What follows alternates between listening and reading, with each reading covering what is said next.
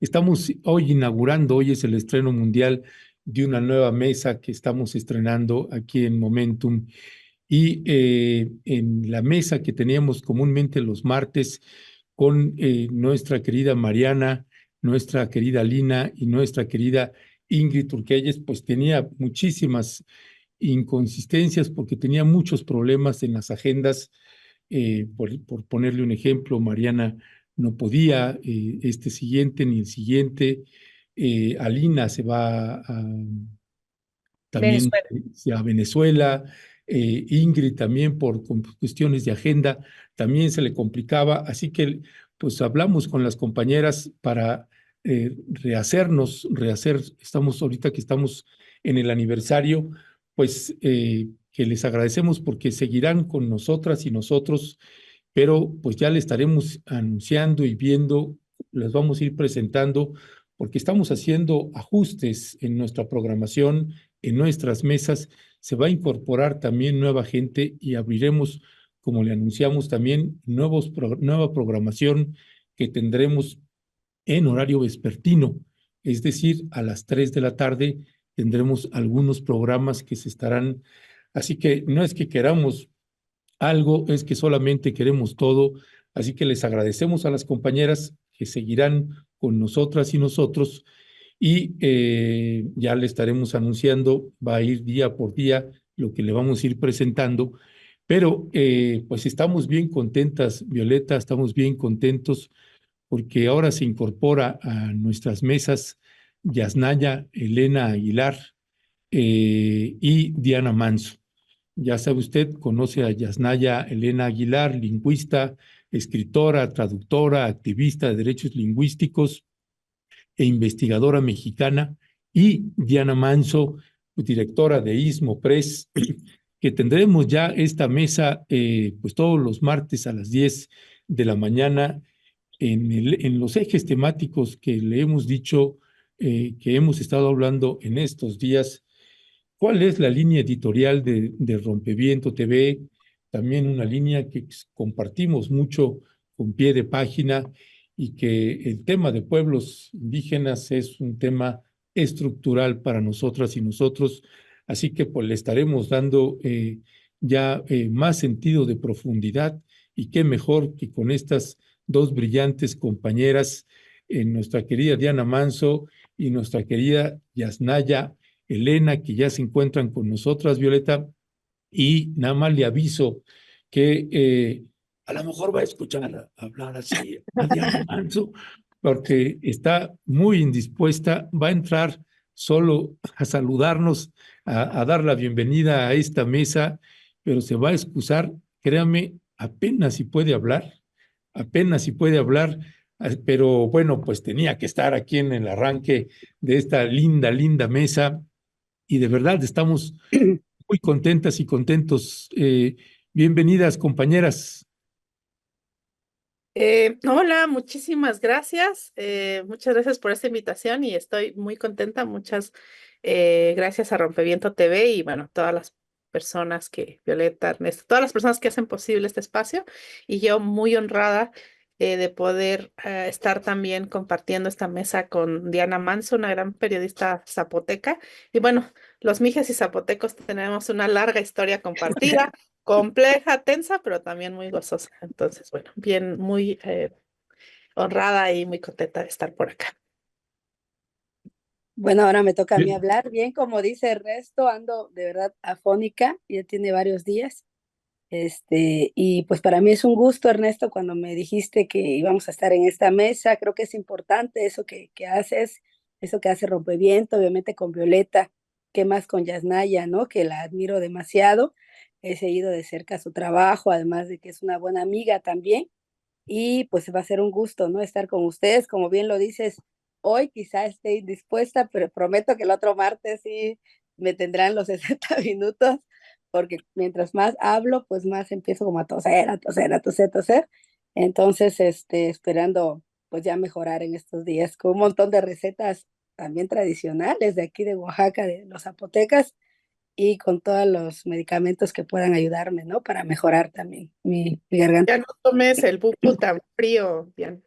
Sí, ¿verdad? Porque yo creo que esto fue o algún raspado de sabores que también a mucha familia. Pues O sea,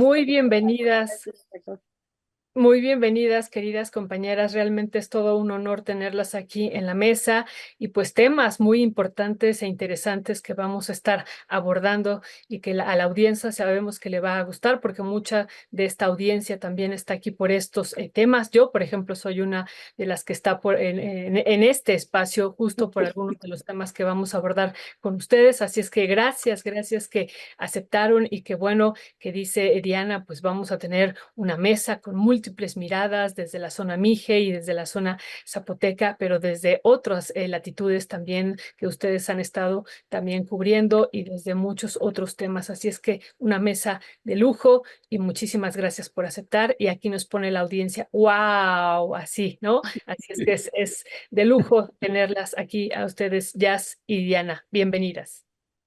Pues gracias. bienvenidas y Diana, pues ahora sí, para que no te vaya a regañar ni a ti, ni a nosotras, ni a nosotros el doctor, o los doctores, ya no sé cuántos has estado viendo, pero pues seguimos al habla. Descansa, Diana. Gracias, gracias. Y bueno, yo los estaré oyendo nada más. Voy a ya poner al tanto y nos saludamos el próximo martes. De antemano, muchas gracias a Rompeviento, a ustedes, a Jazz, por estar también compartiendo esta mesa. Un fuerte abrazo y bueno, seguimos. Gracias, Diana. Mucho jengibre, Diana. Gracias. Eso. Gracias, Diana, que te mejores. Y pues entrando en materia, platicando con Yasnaya y platicando con Diana, ahora que está pues de boga, ¿no? En el país después de las elecciones o antes, incluso en las campañas electorales, esta frase que hemos escuchado una y otra vez: es tiempo de mujeres, es tiempo de mujeres, es tiempo de mujeres. Y entonces nos hacíamos la pregunta con Yasnaya, con Diana, Violeta, un servidor, nos hacíamos la pregunta, y en ese es tiempo de mujeres, ¿están incluidas las mujeres indígenas o no están incluidas? Mi querida Yasnaya, ¿cuál es tu valoración sobre este punto? Bueno, yo creo que, bueno, en primer lugar no podemos soslayar el hecho histórico que implica, no sé, considerando que hace que más o menos 70 años, que las mujeres, que el Estado mexicano, digamos, permitió después de mucha movilización que las mujeres pudieran siquiera votar. O sea, la noción de ciudadanía, pues en el siglo XIX nace por exclusión, ¿no? Las mujeres no pueden votar, las personas que no tienen propiedad no pueden votar, las que son analfabetas no pueden votar, las personas de pueblos indígenas no podíamos votar. Entonces eso poco a poco se ha ido expandiendo, digamos, la noción de ciudadanía. Y después de, sí, como 70 años del voto femenino, es que sucede que ahora va a encabezar uno de los poderes una mujer. Entonces, yo creo que es algo que em, algo que en otro contexto se hubiera visto como algo imposible. Me imagino que a las sufragistas les parecía como algo, no sé, un sueño, ¿no? Por ahí veía noticias de personas que habían votado por primera vez, de mujeres ya muy mayores, que ahora iban a estar votando por una mujer para la presidencia de la República. Entonces, es algo que es impresionante, es histórico, etcétera, pero hay que ver un poco algunos matices que es importante de ver. Una es, yo leo la frase "es tiempo de las mujeres" como la celebración de la participación política de las mujeres en el aparato estatal. Yo creo que en el caso de las mujeres indígenas, pues esto, salvo una excepción que tiene que ver con particulares históricas, el caso de Benito Juárez, ¿no? Una persona indígena como presidente de la República, en el caso de las mujeres es muy distinto. En primer lugar, porque hay que distinguir que en México no existen solamente una manera de hacer política, o sea, no todo es el Estado, sino que hay otras estructuras asamblearias, comunales, otras estructuras de participación en política propias, en donde las mujeres han estado dando ahí una lucha para participar en esas estructuras de gobierno, que no necesariamente sean las estatales. Y creo que ahí luego hay una tensión, porque se celebra mucho que las mujeres participen en la lógica estatal, en los partidos políticos, pero al mismo tiempo se invisibiliza o no se ve nuestra participación política en nuestras propias estructuras. Y luego la estructura partidista atenta contra nuestras propias estructuras. Entonces es difícil, digamos, navegar esa contradicción y esa presión que ejercen los partidos contra los sistemas en los que muchas de las mujeres indígenas estamos inmersas. Entonces, yo creo que no puede ser el tiempo de las mujeres indígenas, sino es tiempo también de nuestros sistemas de autogobierno. Yo recuerdo mucho que una titular del Instituto Nacional de las Mujeres, no voy a mencionar el nombre, en una reunión de mujeres indígenas nos dijo algo así como de, ay, qué bien que ustedes participen en sus asambleas, en sus, donde se puede, ¿no? No en todos los casos las mujeres podemos ir a asambleas, pero en donde se puede, qué bueno que estén participando ahí, pero mejor participen de la política de verdad. Y la política de verdad para ella era la política de los partidos políticos del Estado-Nación. Entonces creo que yo diría esto, no puede ser el tiempo de las mujeres indígenas en la participación política si no es al mismo tiempo que se reconoce y se fortalece nuestros sistemas de gobierno propio. Muchas gracias, Yasnaya. Pues muy interesante esto que nos dices. Esa es la política de verdad desde algunas visiones, ¿no? La otra, pues no es política y eso me parece que tiene que ir cambiando y que también hacia el futuro tenemos que pues no solamente legislar, sino hacerlo como una práctica y que eso también sea considerado como parte de la política de verdad, esta que se ejerce también en los pueblos indígenas y en las comunidades.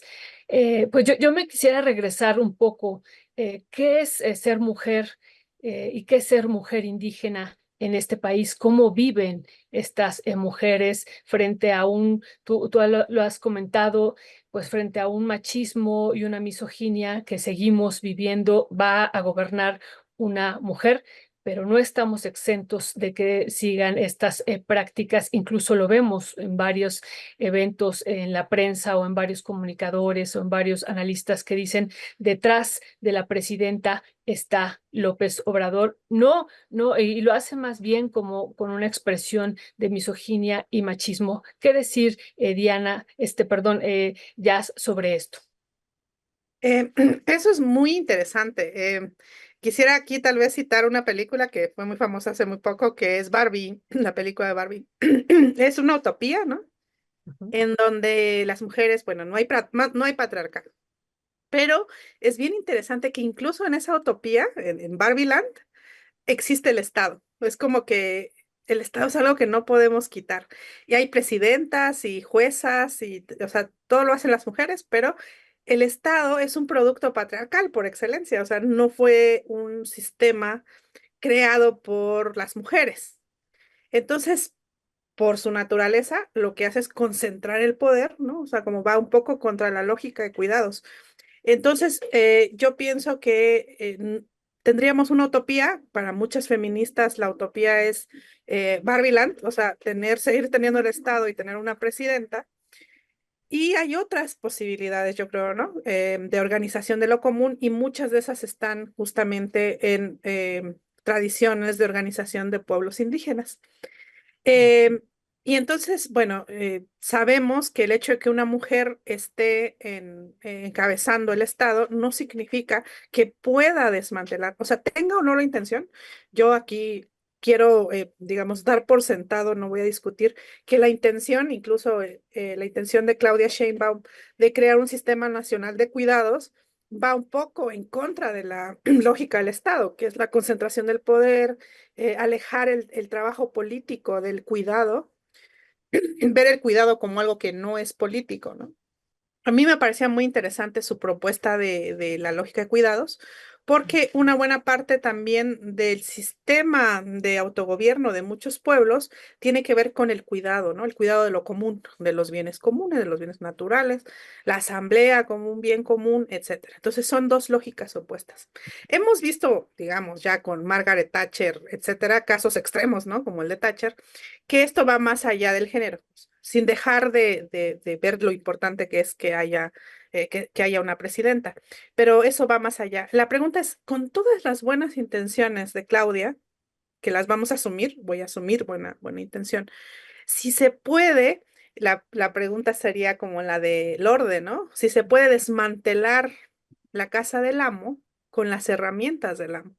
El Estado es una herramienta patriarcal, es la herramienta del amo, una herramienta patriarcal por excelencia.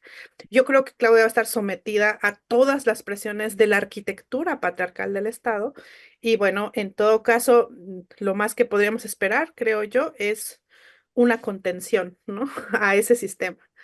Y bueno, ahí habrá varias críticas y propuestas de que es una pérdida de tiempo, que hay otros horizontes de lucha, pero no va a ser fácil, ¿no? Ni siquiera para una mujer que piense que es tiempo de las mujeres y que quiera impulsar algo como el Sistema Nacional de Cuidados. Ahora, en el caso de las mujeres indígenas, bueno, es difícil hacer una generalización, ¿no? No es el mismo caso de Diana, que Diana en el Istmo, por ejemplo, o en Juchitán. Diana no es de Juchitán, pero bueno, está cerca de donde es ella. Pues las autoridades se eligen por partidos políticos. O sea, es un pueblo zapoteco, pero que utiliza las instituciones estatales para su autogobierno. Y no va a ser lo mismo en la organización, por ejemplo, en el que está inserta una mujer rarámuri. Y no va a ser lo mismo una mujer mije, que tenemos estos sistemas asamblearios, comunales, etcétera, que van a estar también enfrentando varios problemas. Entonces, eso por un lado. Por otro, lo que sí podemos ver es que yo siento que hay el machismo, el patriarcado es lamentablemente un sistema que permea todo. No es que haya un lugar sin patriarcado, ¿no? Ojalá fuera así. Pero también estar muy conscientes que a veces a las mujeres indígenas se nos confina como si culturalmente nuestras culturas fueran esencialmente e inherentemente más machistas. Ujú. Y eso tiene que ver con un prejuicio muy fuerte, porque si vemos un poco, historizamos la participación política de las mujeres indígenas, podemos ver que antes de la colonización, en muchos casos, las mujeres eran reinas, ¿no? O sea, por ejemplo, tenían posiciones de mando. La propia joven de Amahac, que sustituyó a Colón en Reforma, es una evidencia de ello, ¿no? Ellas dicen que es una gobernante. Entonces, no siempre fue así. Hay algo que confluye en el colonialismo con el patriarcado. Y bueno, compañeras ya grandes pensadoras como Aura Cumes nos han explicado cómo este machismo que estamos viviendo en las comunidades indígenas está permeado por el colonialismo, es un efecto del colonialismo. Entonces, hay diferencias también. Yo recuerdo mucho cuando Eufrosina, ahora diputada creo, Eufrosina Cruz, bueno, una situación compleja, no llegó a ser presidenta municipal de su comunidad. Y bueno, eso fue un escándalo. Derecha e izquierda estaban indignadísimos, pero 2 años antes, en mi comunidad se había elegido a la primera mujer presidenta de toda la región en un sistema asambleario por la propia lucha y movimiento de las mujeres adentro. Y eso nunca fue noticia. Entonces hay un sesgo de ver siempre que la participación política de las mujeres indígenas es un poco como que vamos más atrasados y somos inherentemente más machistas y creo que no es así. Hay que verlo históricamente. Ya. Muchas gracias, Yasnaya. Extraordinaria tu mirada y tu análisis. Déjame, me detengo también en algunas de las cosas que has señalado, ¿no? Esto que creo que coincidimos, pues muchas mexicanas y mexicanos, esto que pretende, que ha anunciado ya Claudia Sheinbaum, no está hablando de un programa nacional de cuidados, sino un sistema nacional de cuidados, es decir, se apunta a que lo va a abordar a profundidad, se va a meter de lleno. Pensamos que si lo lleva a buen puerto puede generar un cambio importante estructural en nuestro país. Y cuando hablabas hace un ratito también de un poco del arriba y el abajo, es decir, un gobierno que desea hacer o que quiere hacer algunos cambios, pero pues tiene que lidiar con ese poder patriarcal y es con el que tiene que negociar qué tanto se va a poder, qué tanto no se va a poder. Y me pregunto entonces también en la parte de abajo, ahorita que ponías el caso de Eufrosina, también qué tanto esos casos se están repitiendo en pueblos indígenas, en otros lugares donde la presencia y la lucha de compañeras empieza a ser más notoria, una cosa es que no adquiera mucho reflector, otra cosa es mediático, otra cosa es si realmente identificas que está generándose también un cambio en pueblos, en comunidades, en lo que toca a pues el papel que tiene que tener o que tendría que tener las mujeres o que quieran tener. Y aquí perdón que me extienda un poquito porque lo pienso desde dos lados. Esto que hablabas de estos sistemas de gobierno autónomos y está el otro lado donde también se pide la participación de mujeres en el sistema político electoral mexicano y que en estas elecciones lo volvimos a ver, pues no se respetaron los lineamientos que tiene el INE y que pues se presentaron mujeres que ni siquiera eran indígenas y ahora van a ser diputadas y aunque tendría que haber sido indígena, en fin, hay disputas en el sistema político electoral y hay otras disputas abajo. ¿Cómo lo estás viendo, Jazz, esa parte?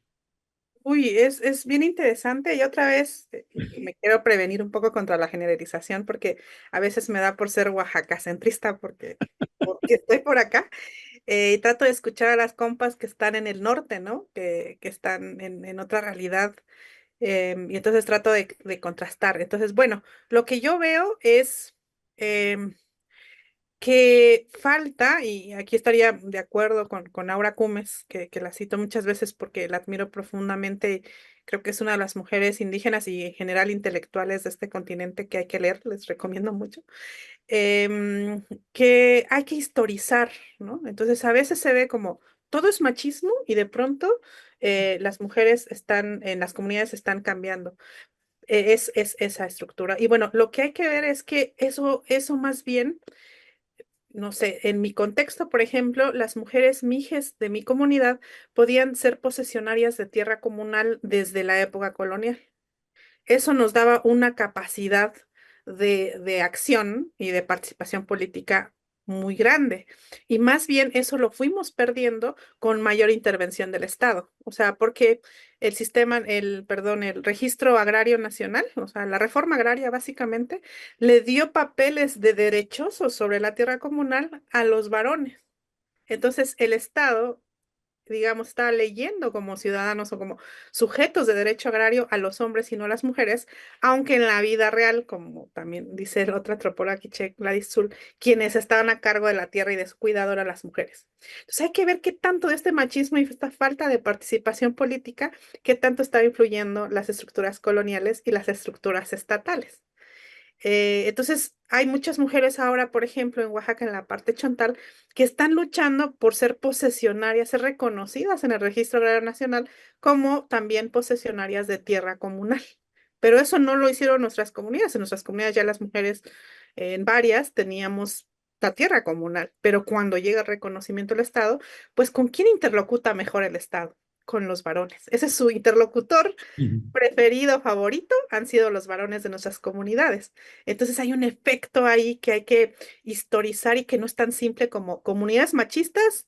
Ahorita están las mujeres luchando contra eso, sino que a veces ese machismo está inoculado, reforzado desde una estructura muy patriarcal, como decimos, ¿no? Como el Estado.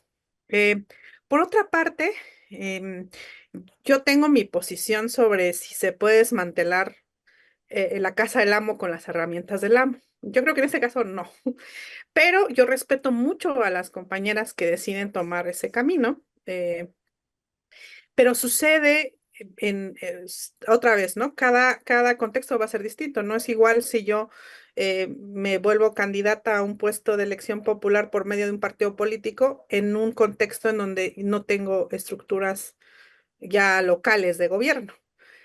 Nuestro caso, que sí las tenemos, casi siempre las personas que se van a partidos políticos empiezan a jugar en contra de la lógica común. Porque, como su nombre lo dice y varias personas mayores de mi comunidad nos repiten, los partidos políticos parten.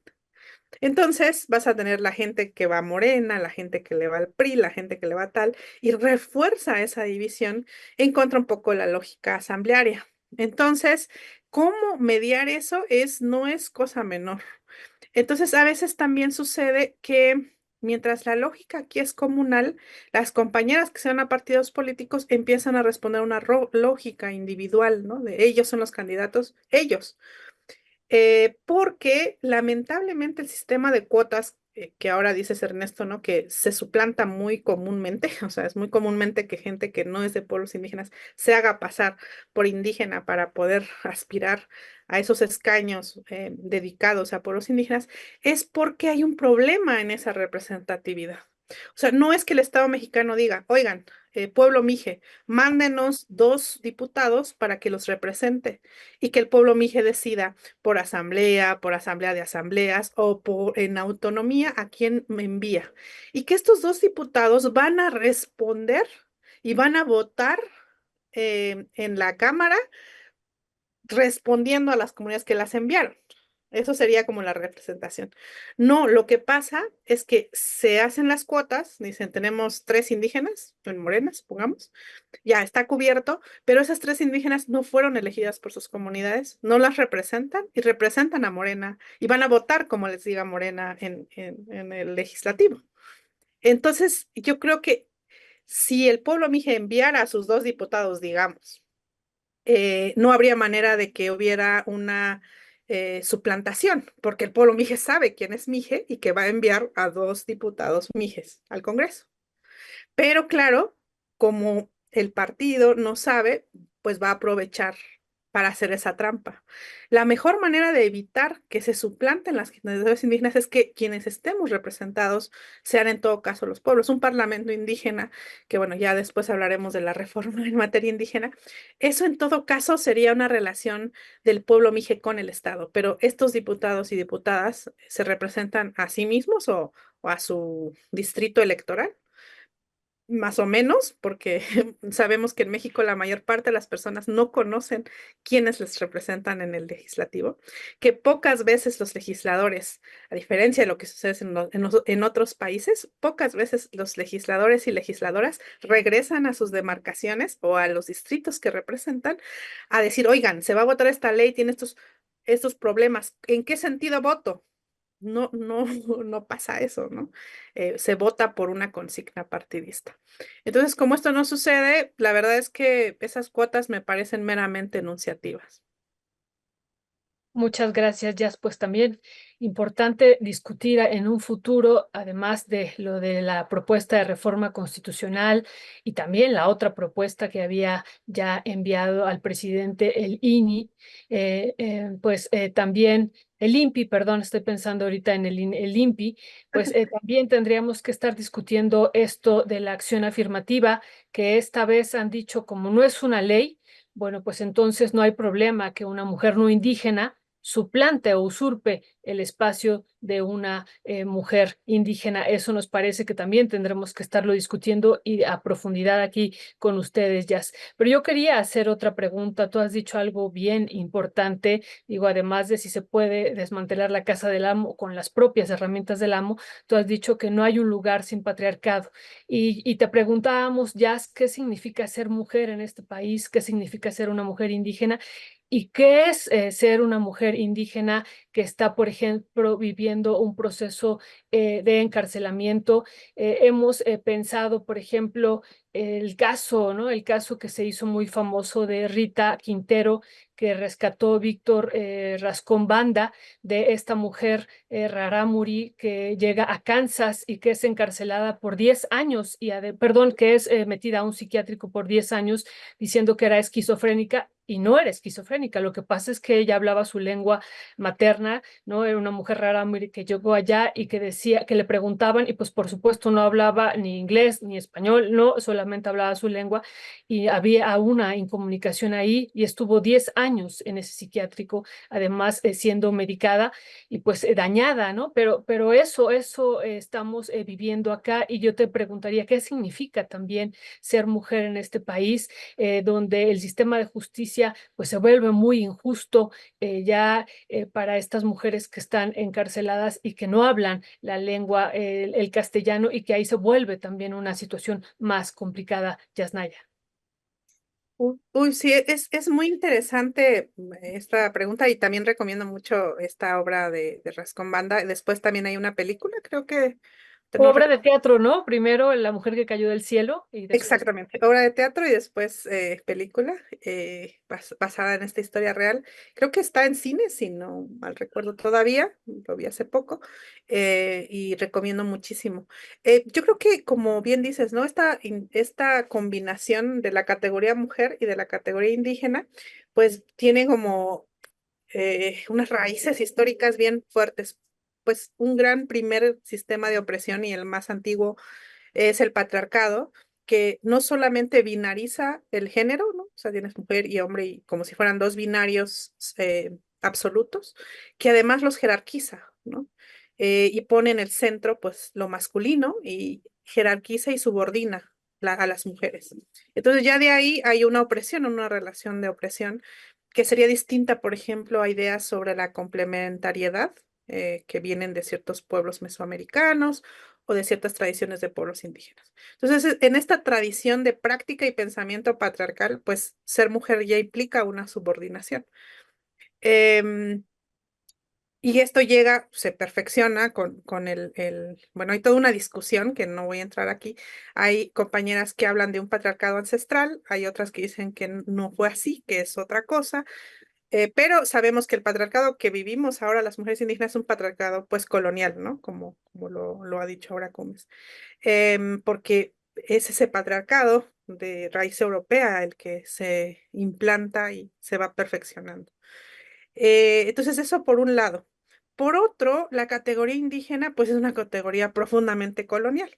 Digamos, había muchos pueblos en el mundo y con la empresa colonial unos pueblos quedamos atrapados dentro de una categoría llamada en un principio India. Hay que recordar que para la corona española fuimos pueblos indios y que indígenas se empieza a usar en el siglo XIX. Entonces es para el Estado que somos indígenas. Y ahí no importa, ¿no? O sea, es como, no importa que la lengua rarámuri sea cultural y lingüísticamente tan distinta de la lengua mije, se engloba todo y se borran, no se ven las diferencias. Entonces, indígena es una categoría también de opresión. Y en el caso del Estado mexicano se opone a lo mestizo mexicano, como le llamemos, a ese otro que crea el mito mexicano. Y entonces todo lo que no cabe en ese ideal de mexicano tiene que ser combatido para crear una sola identidad nacional. Sabemos que en 1820 la mayoría de los historiadores y lingüistas coinciden que el 70% aproximadamente de la población hablaba una lengua indígena. Es decir, en la independencia, la mayor parte del país habla una lengua indígena, es de un pueblo indígena. Ahora somos ¿qué será? 6.1% en el último censo. O sea, hay un esfuerzo muy fuerte del Estado mexicano para borrar todo lo que no entra en ese ideal mestizo. Y en ese ideal mestizo la gente habla español. Entonces, si mezclamos la categoría mujer del patriarcado, que está subordinada, más la categoría indígena, pues se crea una condición de discriminación y de violencias muy fuerte, ¿no? No por nada hay una serie de violencias lingüísticas como la que tú has mencionado y también relacionadas con la violencia obstétrica. Yo recuerdo en mi contexto en los 80, cuando estaba niña, en los 80 y 90, que se aprovecharon de que las mujeres no hablaban español en nuestro propio territorio, ¿no? O sea, no tendrían por qué, ¿no? Serían los sistemas de salud que tendrían que adaptarse al contexto. Pero bueno, llegaban y les hacían firmar documentos y luego las esterilizaban sin consentimiento, diciendo que lo sabían, pero pues si estaba en español no había manera de saberlo. O les colocaban el DIU, el dispositivo intrauterino, que después se encarnaba porque ellas mismas no sabían que les había sido colocado eso. Entonces hay una serie de violencias que suceden por haber sido categorizados como indígenas, pero no siempre lo fuimos. A mí me gusta mucho retomar la idea de este historiador Sebastián Van Doesberg, que dice, vamos a hacer como como un ejercicio imaginativo. Y vamos a pensar arbitrariamente que la historia del pueblo zapoteco, por ejemplo, comienza con la domesticación del maíz, que sucede hace 9.000 años. Entonces, arbitrariamente lo fijamos ahí. De esos 9.000 años siendo zapotecos, solamente 500 hemos sido indios y 200 indígenas. Es decir, es un momento político en nuestra historia, pero no somos eso esencialmente.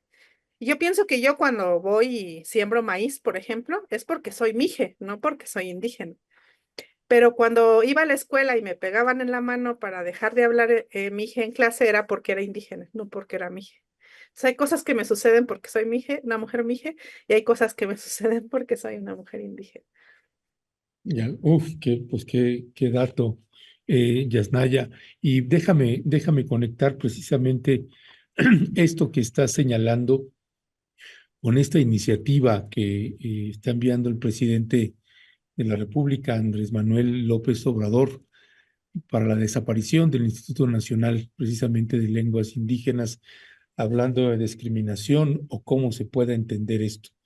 Y nos cuesta trabajo luego leerlo, Yasnaya, cuando por otro lado hay una iniciativa para una reforma estructural a la ley indígena.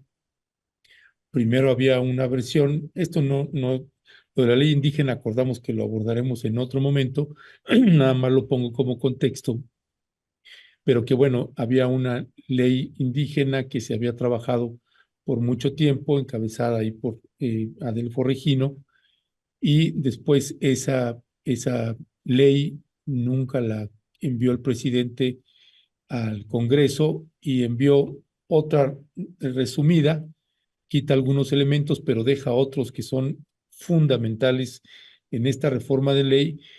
Y a la hora de ver, pues, esta propuesta de la desaparición del Instituto Nacional de Lenguas Indígenas, pues uno no entiende, suena una contradicción no menor. ¿Cómo estás leyendo esta iniciativa del presidente para esta desaparición, Yasnaya? Sí, yo creo que esta sensación que dices tú como de no entender como de qué pasa es algo que nos sucede mucho en este sexenio, ¿no? O sea, de pronto dices, está sucediendo esto, qué buena noticia, y luego, no, esto está terrible, está pasando esto, qué bien, pero la Guardia Nacional va a tener un mando militar, o sea, es difícil a veces saber si este gobierno es de izquierda o no. Yo sé que mucha gente se va a enojar, no voy a discutir si es de izquierda o no, pero a veces nos la ponen muy difícil. Nunca hubiera pensado, por ejemplo, esto que tuvieran el deseo de tener mandos militares para las fuerzas policíacas, o sea, las fuerzas policiales. Eso es algo que sabemos, sobre todo en Latinoamérica, que no hay que hacer. Pregúntenle a Salvador Allende, que fue, por cierto, uno de los que utilizó la frase de que el ejército, las Fuerzas Armadas eran pueblo uniformado, y luego, pues, 3 doritos después sabemos lo que sucedió. Y de pronto también este amor por los combustibles fósiles. Entonces, de pronto hace cosas que no se esperan de la izquierda, pero de pronto, en una estrategia Frankenstein, no sé, suceden estas otras cosas. Entonces, resulta complejo y difícil de leer en muchas ocasiones. Pero bueno, por un lado, ya platicaremos más sobre la famosa reforma en materia indígena y los problemas que yo veo y las virtudes, ¿no? De esto. Pero la relación de este sexenio con los pueblos indígenas me recuerda mucho al PRI de los 70, ¿no? O sea, como utilizar a los pueblos indígenas como una reserva moral y simbólica, pero desconfiar al final del ejercicio de su autonomía, o sea, no se suelta. Incluso en mi propia experiencia, en mi contexto, digamos, antes estaba el PRI como partido hegemónico y se le veía como un otro, como, bueno, es el Estado, ¿no? Casi no distinguíamos entre PRI y el gobierno, o sea, era básicamente lo mismo, partido de Estado. Pero ahora con Morena hay un mayor enquistamiento de la lógica de partidos dentro de las lógicas comunales. Entonces eso implica un gran riesgo. Entonces eso por una parte. En todo esta ires y venires, estas contradicciones y paradojas, yo creo que en este afán de la simplificación y la austeridad, se mandó un paquete de propuestas, o sea, está dentro de un paquete más grande para simplificar cosas del Estado. Y dentro de esa se presentó, es un eufemismo en realidad, que le llaman la fusión del INALI, del Instituto Nacional de Lenguas Indígenas, con el Instituto Nacional de Pueblos Indígenas. Pero en los hechos es una desaparición. ¿Por qué esto es muy preocupante?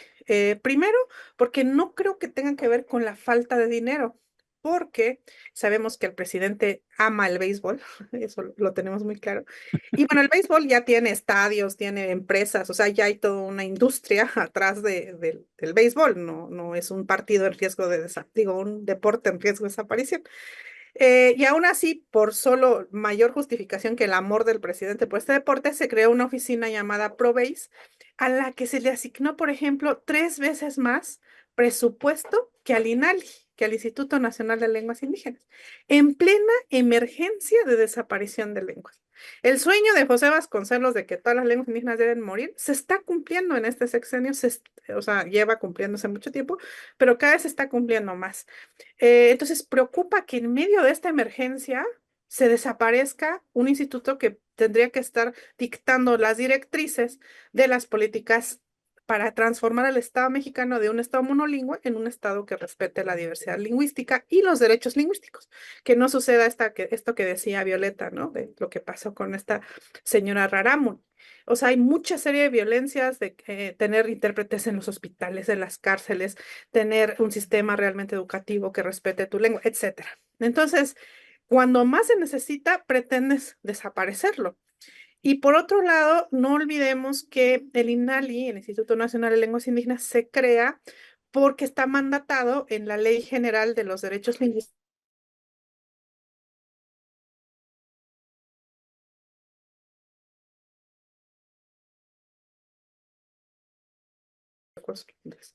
Y como Permíteme tantito, Yasnaya. Tenemos aquí un ajuste técnico. ¿Ya? sí, Ya está. Adelante, adelante. perfecto. Entonces, bueno, se crea esta ley es muy potente. Quienes gusten, échenle un ojo. Ahí nos daremos cuenta que el español no es la lengua oficial de México, que lo que hay es lenguas nacionales y que el español junto con las lenguas indígenas son consideradas lenguas nacionales. Y es una ley potente porque habilita a las lenguas a ser lenguas nacionales en todos los ámbitos de la administración pública, en todos. Y entonces esta ley no es una concesión, digamos, ahí de las élites, es una lucha y fue redactada por activistas, por escritores en lenguas indígenas y casi que se le cambiaron algunas cositas y se hizo ley. Y fue aprovechando este impulso y de esas luchas. Como dice el querido Tomás López Arabia, el abogado mixteco, es de las pocas instituciones ideadas, concebidas, deseadas y creadas por indígenas. Entonces, es alarmante que sea la que van a desaparecer. Por otro lado, México hizo la famosa Declaración de los Pinos Chapultepec, junto con la UNESCO, para impulsar el Decenio Internacional de las Lenguas Indígenas. Es decir, estamos en pleno decenio, ¿no? Empieza en 2022. Y entonces, habiendo contraído estos compromisos internacionales para salvaguardar, fortalecer, revitalizar las lenguas indígenas, desaparece el instituto que tiene que hacer eso. Entonces, por otro lado, también viola pues el principio de consulta, libre, previa, informada. Se tendría que consultar a los pueblos si hay que desaparecer ese instituto. A mí me alarma que la Comisión de Asuntos Indígenas de la Cámara, encabezada por la diputada Irma Juan Carlos, haya hablado a favor de esta desaparición o esta fusión. Ahora, dijeras, en el Instituto Nacional de los Pueblos Indígenas hay un programa que va a suplir pues las funciones del INALI. No tiene, de lo que he visto, no hay política pública. O sea, la política lingüística pública más exitosa que sigue operando es la de Vasconcelos, es la castellanización forzada. No hay algo en contra de eso. O sea, no hay una visión ni política ni planificación en políticas públicas. En ese contexto, desaparecerla, creo que todas las personas involucradas en que nos preocupa este tema, estamos pues francamente escandalizados y tratando de que esto no suceda. sobre todo en un país como México, donde ya lo vimos con Xóchitl Gálvez, el indigenómetro pasa por quien habla la lengua. O sea, el Estado mexicano ha utilizado ese criterio, es indígena quien habla lengua indígena. Diana Manso justamente, ahorita lástima que no está, pero justo ella me platicó de un caso en el que a un pueblo que querían meter un megaproyecto, no le querían aplicar la consulta indígena porque dijeron, ya no son indígenas porque ya no hablan la lengua indígena. Entonces, bastante perversa esa lógica. Esperemos que no se consuma esto, ¿no? Es muy importante este tema también y que realmente nos lleva a otro tema que ojalá y después podamos discutir en otro momentum de las próximas semanas, además de discutir la reforma constitucional. Lo que acabas de decir, la autoadscripción, que también ese es otro tema de gran importancia, Jazz.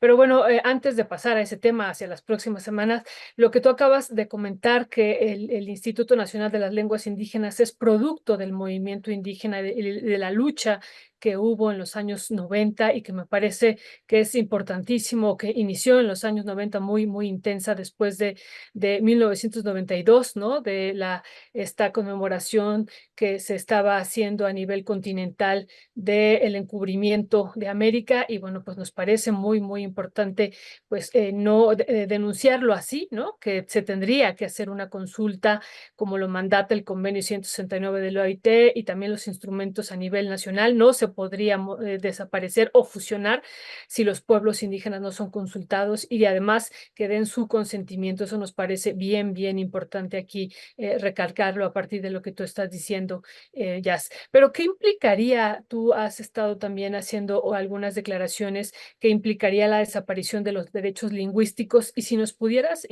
explicar a la audiencia qué implicaría justo esta desaparición de los derechos lingüísticos, pensando incluso en que cada lengua pues es una cosmovisión y una cosmovivencia de los pueblos indígenas, Jazz. Sí, tienes toda la razón. Cada lengua da una manera, ¿no? De pensar, de ver la realidad. Pero además de eso, lo que hay es que para que tú mates a una lengua, necesitas violentar a sus hablantes de manera estructural mucho tiempo. No es que de pronto alguien diga, ah, ya no me gusta mi lengua, ya no la quiero transmitir, sino que lo hace porque hay una serie de violencias vividas durante muchas generaciones. La importancia de los derechos lingüísticos es tal que sin derechos lingüísticos no puedes gozar de derechos humanos. Vehicula, como dicen los abogados, vehicula los derechos humanos. Por ejemplo, vamos a poner, el derecho al debido proceso es un derecho fundamental, ¿no? En los sistemas de justicia, o sea, tener un proceso justo, un proceso debido proceso. No puede cumplirse si tienes una persona que está en un proceso judicial y no está entendiendo, un poco como en la novela de Kafka del proceso de Joseph K., de qué se le acusa, por qué se le acusa, porque no tiene intérprete. Entonces, para poder cumplir el derecho al debido proceso, necesito los derechos lingüísticos. El derecho tan básico como a la vida y el derecho a la salud no se puede cumplir si tampoco en los hospitales que están en nuestros territorios no hay intérpretes. Entonces, hay algo muy delicado en el diagnóstico médico que es la descripción de los síntomas. Y sabemos que describir los síntomas es una cosa compleja cognitivamente y en general lingüísticamente, porque, por ejemplo, si yo te digo, Violeta, me duele el pie o me arde, tú nunca vas a saber exactamente si tu arde y me arde es igual, porque yo nunca voy a estar en tu cuerpo. O sea, como que asumimos. Cuando hay diferencias lingüísticas y hay más palabras en mije para describir los tipos de dolor que en español, que me punza, me arde, me duele, lo que sea, eh, eso es una distancia importante que hay que salvar en la comunicación de los síntomas o con la violencia obstétrica de la que les hablaba. Entonces, en eso te juegas la vida. Si no hay derechos lingüísticos en un hospital siendo respetados, te juegas el derecho a la salud y a la vida. Si no hay un intérprete en el sistema judicial, te estás jugando el derecho a la libertad, o sea, te estás jugando la libertad. Y en el sistema educativo, uno de los derechos básicos de los niños es el derecho a la educación de la población infantil. Entonces, si no, nadie te está explicando este, cómo hacer una división en tu lengua, bueno, pues no puedes entender, no se está cumpliendo ese derecho humano. El derecho a la identidad, ¿no? De la población infantil está en la cartilla ahí de los derechos. ¿Cómo lo va a tener si el registro civil se niega a ponerte un nombre en una lengua indígena? Entonces, los derechos lingüísticos son tan fundamentales que sin ellos no puedes gozar de derechos humanos. Ya. Gracias, Yasnaya.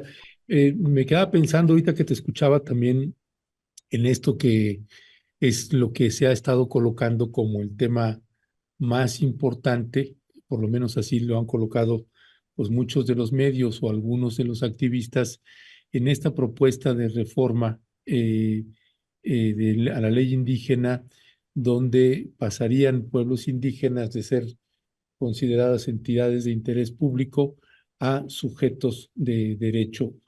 En esa parte, Yasnaya, y entendiendo también los derechos lingüísticos, ¿cómo, cómo conectas esta otra parte? Puedo entender, ahorita escuchándote también, que iría primero los derechos lingüísticos y después los derechos, ser sujetos de derecho. ¿Cómo entenderlo? ¿Cómo explicárselo a quien te está escuchando y que no es desde una lectura de como nosotros, anglosajones, mestizos, lo que sea usted, lo leemos de una manera distinta a cómo lo pueden leer pueblos indígenas, Yasnaya? Ay, bueno, es bien apasionante, ¿no? Esa pregunta. Voy a tratar de ser breve, ya ve que luego me da por la incontinencia verbal, pero No, es un eh, placer escucharte, qué cosa. muchas gracias. El asunto es un poco el siguiente, ¿no? Tú tienes un estado, o sea, el gobierno, el estado, vamos a pensar, que lo que hace es que establece una relación de uno a uno con la ciudadanía. Voy a decir con el ciudadano porque así empezó. O sea, el Estado reconocía como sujeto político de interés básico el ciudadano, no la ciudadana, como vimos, ¿no? Las mujeres no podíamos votar, etcétera, etcétera. Es toda una historia. Entonces, hay una relación individual. El Estado lee y por eso tenemos garantías individuales, derechos humanos, que muchos son individuales. Entonces, esa es la relación que lee. Entonces, la única entidad política que hay es el Estado con las personas en concreto. Bueno, el caso es que eso no es verdad, sino que en el territorio existen otras entidades políticas y otras naciones con territorio, lengua, historia compartida, prácticas culturales, ¿no? La conciencia de esa pertenencia, que son los pueblos indígenas, que quedamos, por así decirlo, atrapados dentro del país llamado México. Digo atrapados porque nadie fue a llamar al pueblo rarámuri, al pueblo zapoteco y al pueblo mije y que los criollos independentistas hayan hecho un fuego y dijeran, oigan, se nos ha ocurrido la gran idea de hacer una república, la República Mexicana, ¿le quieren entrar? Nosotros no entramos en ese pacto federal, o sea, es más, en muchos casos ni nos enteramos. Entonces, lo que ha pasado es que el Estado no reconoce desde la primera Constitución mexicana ninguna otra entidad política más que al Estado mismo y la relación política básica entre el Estado y el individuo. ¿Cuál ha sido la lucha de los pueblos indígenas a través de estos 200 años? Muy matizado y más complejo, pero es que se les reconozca como entidades políticas con quien el Estado puede interlocutar. Es como rehacer la arquitectura del Estado. Si esto formó el Estado con muchos individuos, ahora es entrar en ese pacto federal. Eso ser reconocidos como sujetos de derecho, o sea, ser uno de los integrantes de esta república que es la República Mexicana. Y bueno, eso fue lo que se ha estado tratando de ver, de luchar, y bueno, los acuerdos San Andrés básicamente era reconstituir el Estado mexicano, o sea, ya no es individuo con Estado, sino que hay muchas naciones que están participando de la República, muchos participantes, no solamente individuos. ¿Qué fue lo que pasó? Es que eso al Estado mexicano no le gustó nada. Y entonces lo más que llega a aceptar es que México es una nación pluricultural. Eso lo dice con la reforma al segundo constitucional. La nación mexicana, dice, es única e indivisible. Eso a mí me da mucha risa en general en las constituciones, porque como diría Juan Gabriel, lo que se ve no se juzga. O sea, si fuera realmente única e indivisible, no tendrías que decretarlo, pero bueno. Entonces, decir que algo es una nación pluricultural, pues es, como diría el periodista mapuche Pedro Cayuqueo, decir que en una bolsa de M&M's hay M&M's de colores. O sea, es obvio, todas las sociedades del mundo son pluriculturales. Ni siquiera el pueblo mije es homogéneo culturalmente. Entonces no se le reconoce más que, ay, mira, hay muchas culturas. Es diferente a un estado plurinacional, en donde sí reconoces que hay otras naciones, entidades políticas colectivas con las que tienes que negociar y demás. En general a las repúblicas no le gustan. Ya vimos en Chile qué pasó con la propuesta de tener un Estado plurinacional. Y bueno, básicamente la traición a los acuerdos San Andrés fue rechazar eso. ¿Qué es lo que se está tratando de hacer ahora? Y no se dice Estado plurinacional, yo creo que porque la gente se espantaría, los constitucionalistas y o sea, como para evitarlo, como que dicen, bueno, ahora vamos a ser sujetos de derecho, pero en la práctica la ambición es entrar como sujetos políticos, no nada más como culturas, sino que vamos a tener autonomía sobre nuestro territorio. Y bueno, ya hablaremos de la reforma porque lo que más me alarma es que descafeinaron justamente esa parte. O sea, el Estado mexicano se sigue resistiendo a reconocer como a su igual políticamente a colectividades que son los pueblos indígenas en este caso. Muchísimas gracias, Jazz. Pues ya estaremos platicando, como tú dices, esta parte descafeinada que hoy le preguntaban al presidente sobre ese concepto de descafeinar y dio todo un ahí. Así. Sí, estuvo ahí interesante. Jazz, pues son realmente 15 artículos los que se habían propuesto reformar en términos constitucionales en esta primera propuesta, ¿no? Que retomaba pues más elementos del convenio 169 y también pues de los acuerdos de San Andrés y ahora pues nada más se modifica un artículo, el artículo segundo constitucional. Ahí, desde ahí tenemos algunas situaciones pues que analizar ya de manera conjunta y de decir pues qué pasó con esta reforma profunda y probablemente se pueda retomar esta parte. Me parece a mí que sería muy importante. Ahorita ya está la reforma constitucional o la propuesta de reforma, pero se podría retomar la otra. Eso me parece que ahorita es el momento en este proceso de transición. Y justo antes de cerrar, yo te quería preguntar, pues ya estamos a unos días también de conocer el gabinete ampliado. Ahorita hemos estado viendo los jueves este gabinete legal, pero próximamente conoceremos el gabinete ampliado. Y también decíamos el jueves pasado aquí analizando ya en el segundo nombramiento que para nosotros en este espacio era muy importante quién quedaba al frente del Instituto Nacional de los Pueblos Indígenas. Muy importante por lo que está por venir, pero también en este cambio, en este proceso también y cambio de tiempo de mujeres. Ya en ese sentido, ¿quién debería de estar al frente de este instituto? Ay, bueno, es una pregunta difícil. Yo diría, digamos, yo tengo decir, jugando las reglas del juego del Estado. No es que sea mi postura personal, digamos, pero yo pensaría que fuera alguien que pudiera justamente defender em, la nacionalidad, o sea, sujetos de derecho, como decían, y la autonomía de los pueblos, o sea, trabajar por la autonomía de los pueblos en medio de la emergencia climática y de lo que se viene con el extractivismo, etcétera, etcétera.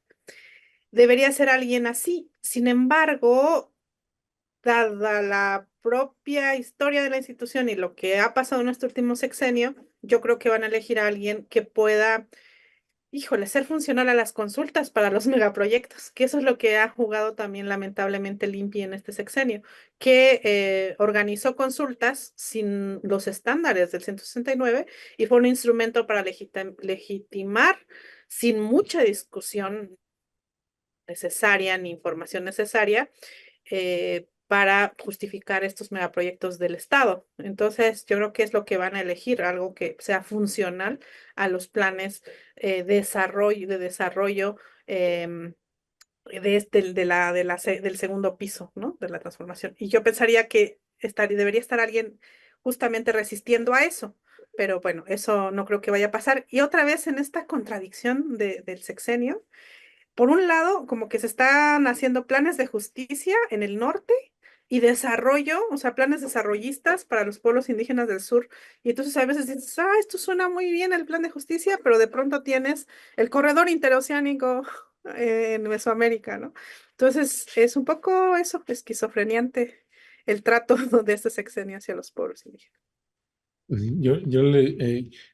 dice Yasnaya, pues es un poco esquizofrénico, a lo mejor le quitamos el poco y es esquizofrénico.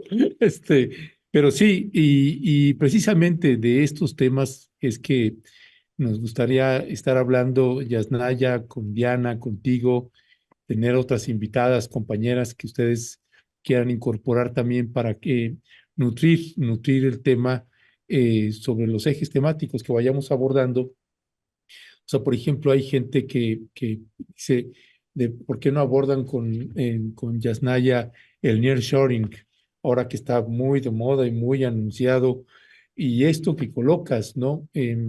Porque a nosotros lo hemos abordado aquí en varios momentos, por ejemplo, la visión del Tren Maya, la visión del corredor interoceánico, estos llamados polos de desarrollo, y hay pues toda una efervescencia después del resultado electoral y como señalas, Yasnaya, cuando uno se mete y hace la crítica, pues dice, híjole, se me van a venir encima porque se convirtió en una práctica en este sexenio el hecho de ser críticos o oponerte a proyectos de esta administración pues tiene implicaciones. En este caso, y con esto de mi parte estaría cerrando en esta última pregunta, Jazz, ¿cómo viviste, cómo vivieron desde tu percepción pueblos indígenas, pues los proyectos de esta administración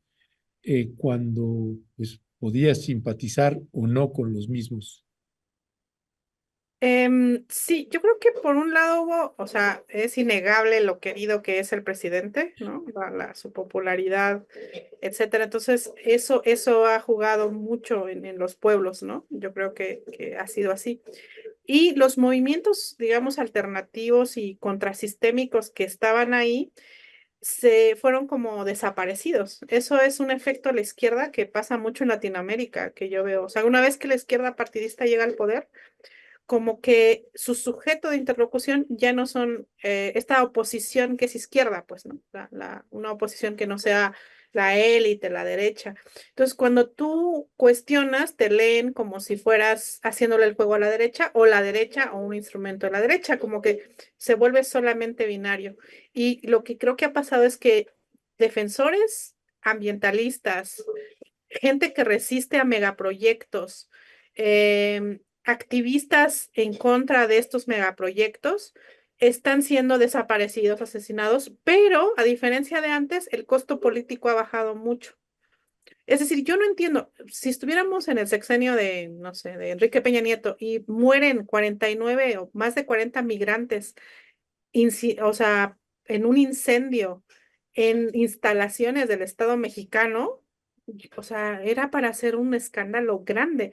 Entonces, el costo mediático y político de la indignación ha sido capturado. Y eso es muy triste porque acompañar estos procesos contrasistémicos que están ahí resistiendo contra megaproyectos, minería, etcétera, se disuelven y ya la gente no la izquierda, que pues como ya está canalizada en el poder del Estado, ya no se indigna, pero sigue existiendo, o sea, esto sigue pasando. Entonces, lo que ha pasado, creo, es eso, es que López Obrador, su interlocutor favorito es la derecha, de quien más habla es de la derecha, la sube al ring.